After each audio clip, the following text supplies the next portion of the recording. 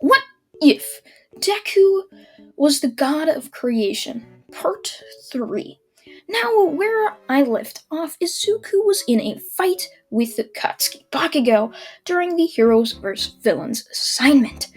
Izuku had learned how to fist fight and use a knife through just being in tons of fights when he was on the streets. That's pretty much the only good thing about living on there, to what Izuku had thought, as everything else was horrible, the pain of not being able to eat and all that, but he did learn valuable fighting skills. So this made him able to easily start to beat up Bakugo without even having to use his quirk.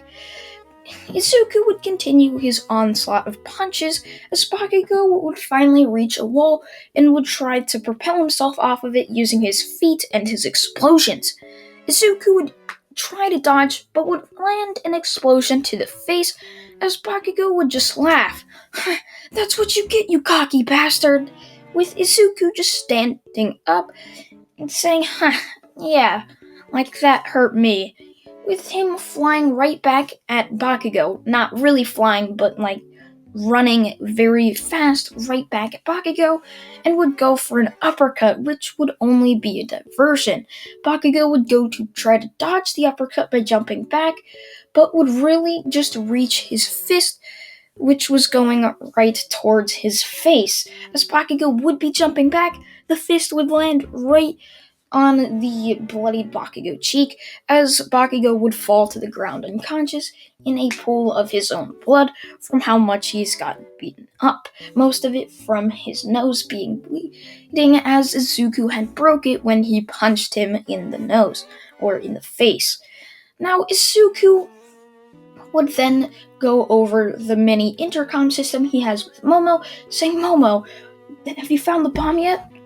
With no response coming back, he would start to search the entirety of the building. And now a quick ad break. Are you interested in buying yourself some My Hero Academia merch? Some amazing hoodies, shirts with your favorite character on it? From Izuku Midoriya to Shoto Todoroki, Bakugo Katsuki, and Himiko Toga. Go click the link in my description box now and get some awesome discounts from 17% up to 48% off. They offer you free shipping as well. So, what are you waiting for? Link in the description. Now that the ad is over, we can get back into this what if. Izuku would start to run throughout the floors, knowing that since Bakugo was knocked out, that made a pretty good chance Momo was knocked out as well. I mean, she was facing a member of the Todoroki family, one of the sons of Endeavor. What else can he expect from just easily knocking out somebody with somebody that has a obviously less like power-based quirk, but a more strategy-type quirk? So Izuku would start to run throughout the floors, and he would end up coming up on the top floor, which was where the bomb was housed. Izuku would walk in, just looking around, as he would see Todoroki sitting there, as Izuku could instantly feel the room get colder, as Todoroki would slam his foot down, sending a massive iceberg all throughout the room, as Izuku also saw a frozen Momo on the ground right next to the bomb, as if she was reaching to touch it, but she was frozen in ice. As Izuku would stand his ground and easily just to dodge the ice, as he would then rush right at Todoroki, who would try to dodge, but Izuku, easily creating a sword, would slash at him, which would cause Todoroki to jump back, which he would jump back behind the bomb. So Izuku would easily reach out his hand and plant it right on the bomb, securing his victory, as All Might would then say over the intercom system, "And the heroes have won! All of you, please report back to the surveillance room so the next group can go." As Izuku would start to walk back, with Todoroki unthawing out Momo, with Bakugo just starting to wake up from being unconscious, Izuku would arrive there. Now, from there, they would all finish up watching the rest of the students do the Heroes vs. Villains assignment, which would take the rest of the day. They would then go back to the classroom with All Might telling them that they can now go to their brand new dorm systems thanks to Izuku not having a place to stay. So, I think I didn't mention dorm systems in the last part. If I did, sorry, I'm quite forgetful sometimes. So, Izuku would go to his new dorm that he was and would just be sitting there and would go to sleep, waiting for the next day of school to come. Now, from there, 3 weeks would pass. However, there was a strange incident right in the middle of the second week.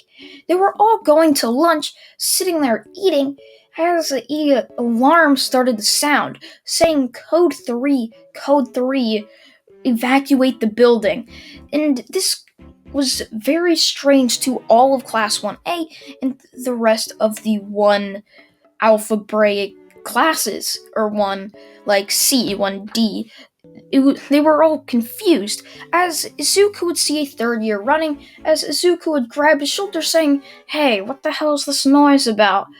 As the student would then tell him that it's a code 3, it means villains must have broken into UA. Izuku would just sit down thinking, villains, huh? As Izuku would just start to walk away and would just look out the window. He would see that it's the press and would sit back down eating and would tell Momo to stay there too.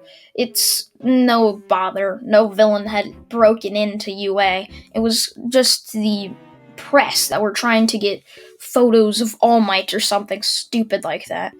Momo would nod her head, agreeing with Izuku, as now the next week and a half would pass, and it finally was the day that they would be going on their first ever field trip at the UA high school. Now, from there, Aizawa would arrive in class, telling them that they can either go put their PE suits on or their hero suits on for this field trip, as they're going to be there pretty much all day.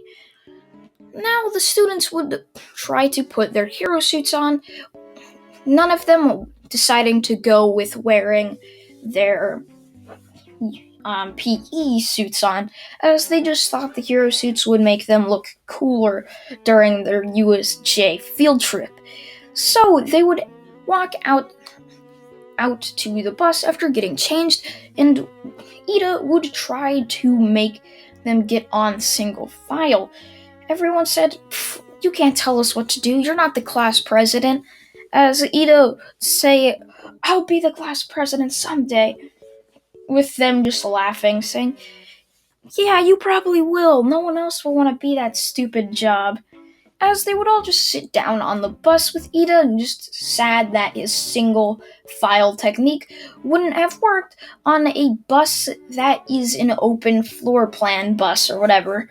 So he would just be sitting down in the corner of the bus, kind of just in this cloud of gloom or sadness, because he failed as a classmate to his friends, something stupid like that.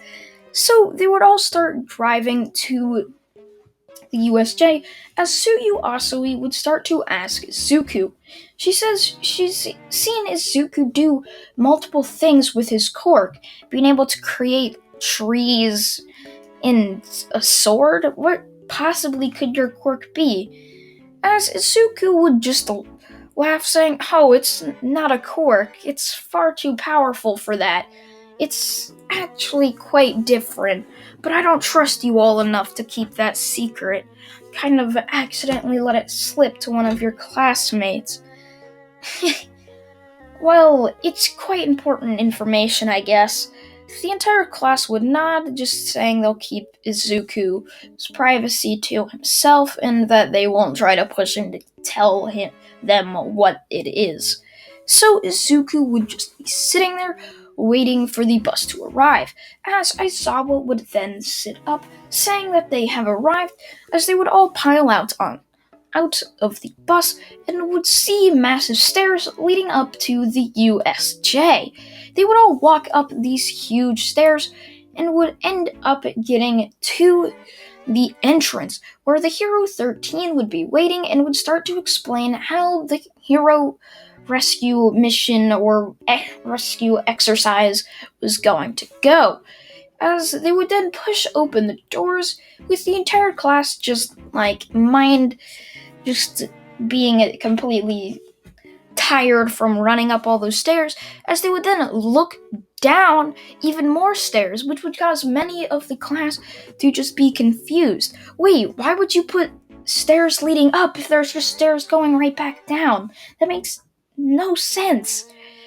As they would then hear Kirishima say, "Whoa, this place is huge! Look, they even have fake villains here! This place is so realistic!" As Aizawa would look over towards where Kirishima was pointing to see a purple portal opening up, which would reveal hundreds of thugs with many quirks. Izuku even recognizing some of them from who have either beaten him in a fight or he has beaten in a fight. Izuku always made sure not to use his quirk in a fight, while others would. He knew if he ever wanted to be a proper person that was able to fistfight, he would probably not want to use his overly powerful quirk, which would just give him the easy KO victory each and every single time. So Izuku would be sitting there just watching as Aizawa would turn towards 13, saying for her to protect the students, and would then jump down to go fight the villains. As he would jump down and start to punch many of the villains, getting them in his scarf, knocking them out, doing whatever, just like he did in the normal canon of My Hero Academia. Izuku would be just standing there, watching all of this, as Kurogiri would then put a portal under them and would teleport them to different areas, as Izuku would be on the boat area with Tsuyu Asui and Minoru Mineta, I think that's how you pronounce it, as Izuku would start to come up with a plan. Now, the plan would be much more different. Izuku is going to just create a raft and put dummies of themselves in that raft. So, they're going to put that on the opposite side of the boat. The villains are going to see that, and then they're going to go and attack it, causing for them to be an opening and for them to escape. And that's what they did. They made a raft and put 3 dummies inside that all looked like either Izuku, Tsuyuasui, or Mineta. And it actually worked. The villains went right at the raft and bit it up, and even biting the dummies, which turned out to be full of concrete, which was quite heavy for them to put in a raft, and it almost sank, but it just worked, and it happened to break the villain's teeth, just as an extra, telling them not to attack UA again, as they outsmarted the villains. So, Izuku and the 2 others would make it onto dry land, to which they would see Aizawa around a pile of just knocked out villains, as he was standing right in front of a blue-haired person with this weird giant purple monster that looked like it had the body of All Might. This was quite strange to Izuku. What the heck was that thing? As Izuku would see this, and he would then see this person who would then announce that he is known as Tomura Shigaraki, and he is the leader of the League of Villains, and how he's going to just destroy UA or something stupid like this, because he hates heroes, because they never saved him as a child. As Aizawa would just be standing there, just breathing very heavily. He had just used his quirk tons of times and defeated tons of villains. This surely would have taken a lot of stamina, and there was no way he could continue the fight. And Izuku knew he couldn't continue the fight. There was just no way. Aizawa already looked pretty beaten up. As Shigaraki would plant his finger and point it right at Aizawa and would tell the Nomu to kill Aizawa, and then the next people it will kill is the students around them. The Nomu would then give out a very, very loud screech and would charge right at Aizawa.